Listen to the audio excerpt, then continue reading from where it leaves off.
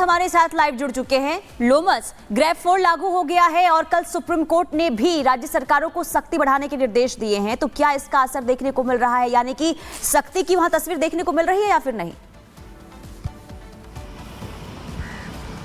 देखिए, आपको जानकारी दे दें कि ग्रैब 4 कल से ही लागू हो गया था और उसको ध्यान में रखते हुए भले ही जो राज्य की सरकारें हैं कई प्रावधान करती हुई नजर आ रही है, लेकिन आपको बता दें जो AQI लेवल है वो लगातार ही बढ़ता जा रहा है। आपने देखा कि कल सुबह जो AQI लेवल था वो 450 था, लेकिन शाम होते होते वो बढ़ करके 480 पहुंच गया और अगर आज की बात करें तो AQI लेवल 430 प्लस है।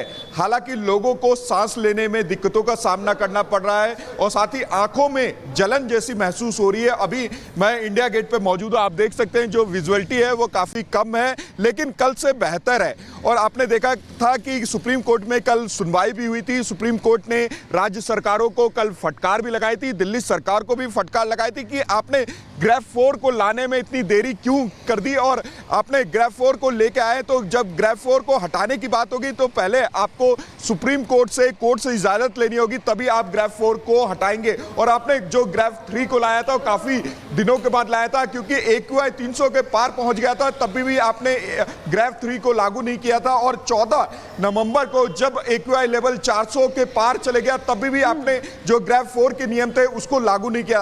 आपने आनंद फानन में अब जाकर के ग्रैब 4 लागू किया। हमारे साथ कुछ लोग हैं यहाँ पे इंडिया गेट घूमने के लिए आए हैं और उनको काफी सांस लेने में दिक्कतों का सामना करना पड़ रहा है। उन्होंने मास्क पहना है, आपने मास्क पहना हुआ, क्या दिक्कतें आ रही है? सर, सबसे बड़ी बात, दिल्ली के अंदर आप सांस तक नहीं ले सकते। जो सांस प्रकृति ने हमें दे रखी है कि हम ऑक्सीजन ले सकते हैं, वो आज की डेट में हम सांस तक नहीं ले सकते। सरकारें हाथ पे हाथ धरी बैठी रहती हैं, कोई इसकी सूद तक नहीं लेता ये क्या हो रहा है दिल्ली के अंदर। आप वही वायु प्रदूषण देख लीजिए, आप जल प्रदूषण देख लीजिए, यमुना में पूरा झाग देखने को आपको मिलेगा। अगर आप पूजा करने जाएंगे यमुना नदी में तो आपको पूजा की परमिशन नहीं मिलेगी। सर, दिल्ली रहने लायक नहीं रही है। मैं तो ये कहना चाहता हूँ कि सरकार, निकम्मी जो सरकार है, उसका कुछ काम करने का कोई तरीका ही नहीं है। वो आते हैं तो बंद कर देते हैं, दिल्ली को हम बंद कर देंगे, हम ग्रैब 4 लागू कर देंगे, ग्रैब 3 लागू कर देंगे, स्कूल बंद कर दिए, कॉलेज बंद कर दिए।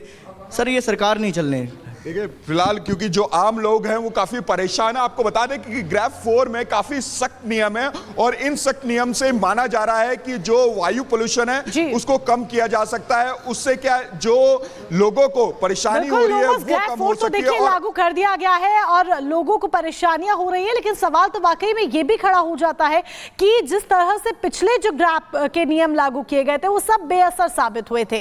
अब ग्रैब 4 पूरी तरीके से असरदार साबित हो, इसको लेकर क्या और सख्ती बढ़ती जा रही है? क्योंकि अब त्योहार और पराली के नाम पर बॉल पास कर देने से कुछ नहीं चलेगा।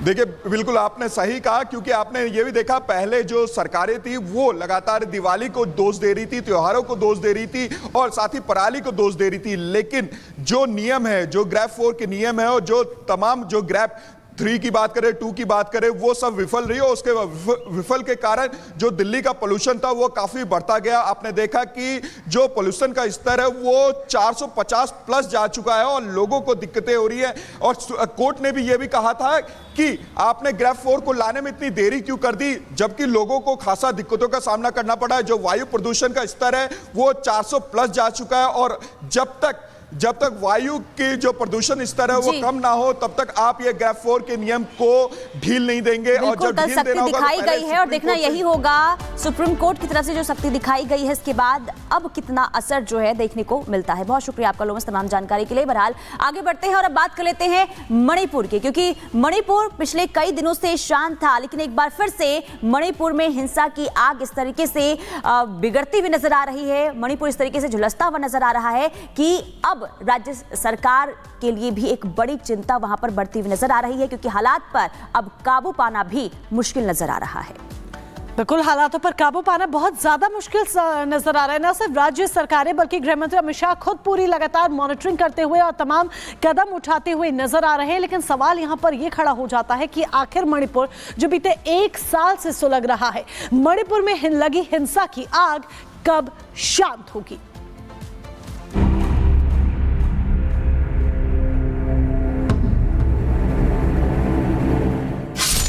मणिपुर में बढ़ी हिंसा की आग।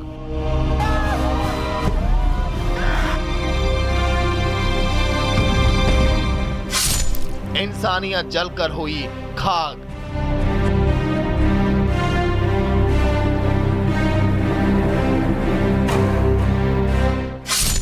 स्कूल कॉलेज हुए बंद।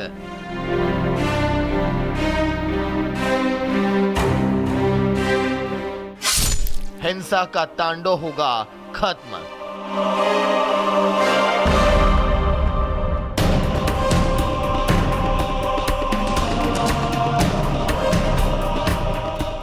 मणिपुर में एक बार फिर हिंसा की आग के कारण हालात अब बिगड़ते हुए दिखाई दे रहे हैं। राज्य में 9 में से 7 जिलों में इसका असर है। 19 नवंबर को शुरू हुई हिंसा की आग आज तक जारी है।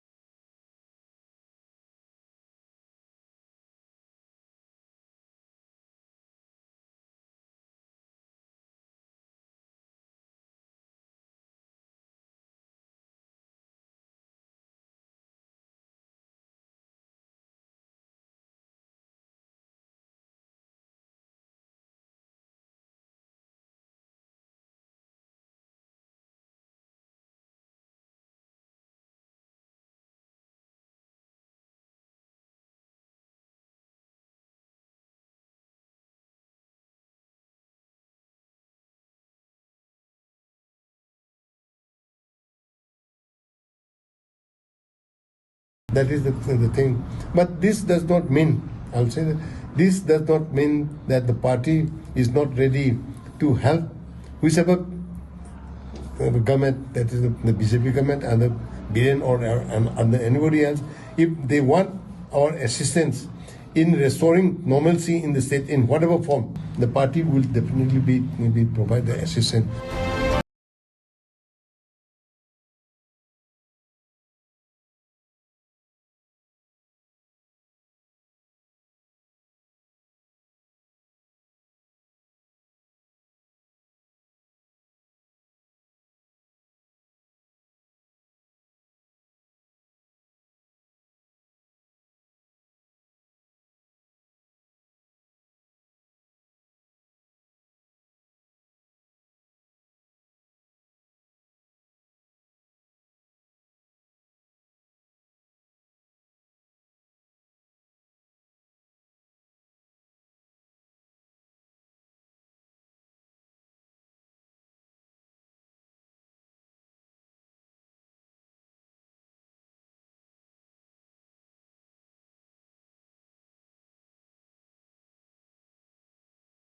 धधक रहा है, लेकिन सवाल यही कि आखिर कब शांत होगा मणिपुर।